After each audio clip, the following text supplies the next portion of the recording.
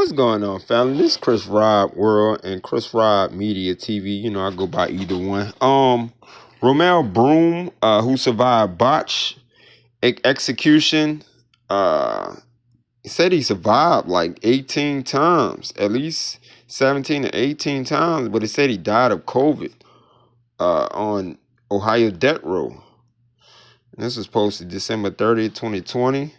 Say Romell Broom pitcher who survived a botched execution attempt in September 2009 has died on Ohio death row of suspected COVID-19 complications. He was 64 years old and has spent more time than half of his life on death row.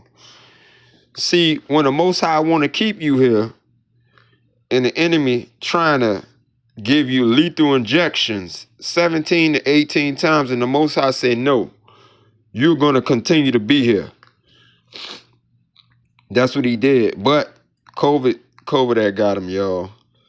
It says the Department of Rehabilitation and Corrections spokesperson said Broom died on December 28, 2020. Corrections authorities placed him on their COVID probable list of prisoners suspected to have died of COVID-19 pending final confirmation of his cause on death. At least 17 death row prisoners in 4 states have died of COVID-19, matching the number of executions this year. At least 124 prisoners in Ohio have died from coronavirus, including Ohio's oldest death row prisoner, James Frazier, 79, who died on November 19th after 15 years on death row. Broom was convicted of kidnapping, rape, and murder of Cuyahoga County and was sentenced to death in October 1985.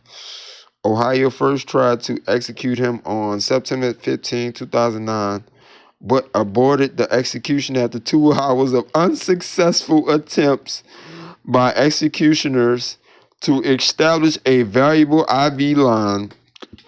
The Most High wasn't trying to let them get it. Despite inserting the IV in 18 different sites, on Broom's arms and leg, personnel failed to find a suitable vein and in one case instead struck bone.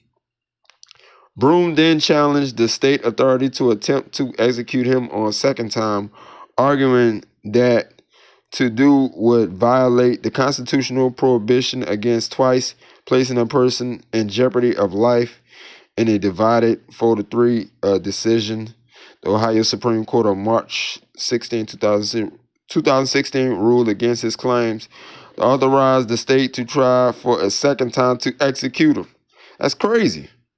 Writing for the majority, Justice Judith Lanzinger said the botched effort to put Broom to death was not a failed execution because setting the IV line was only a preliminary step to an execution, and execution itself commences when the lethal drug enters the IV line.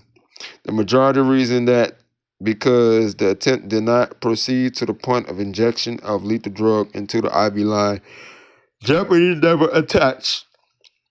The court also denied Broom's claim that a second execution attempt would constitute cruel and unusual punishment, assuming that prisoner personnel would comply with the state's execution protocol and successfully carry out the execution.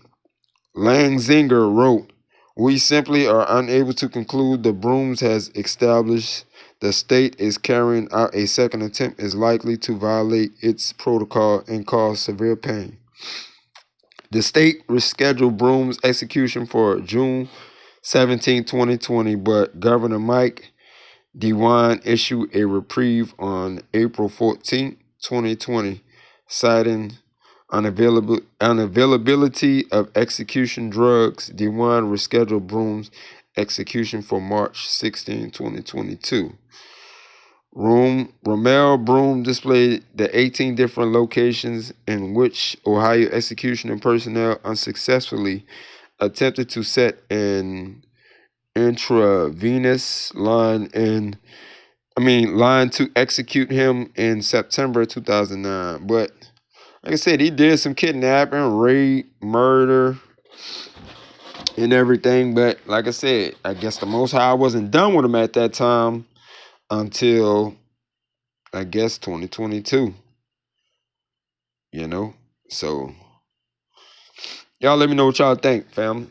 Like, subscribe, share. I'll be back with another one.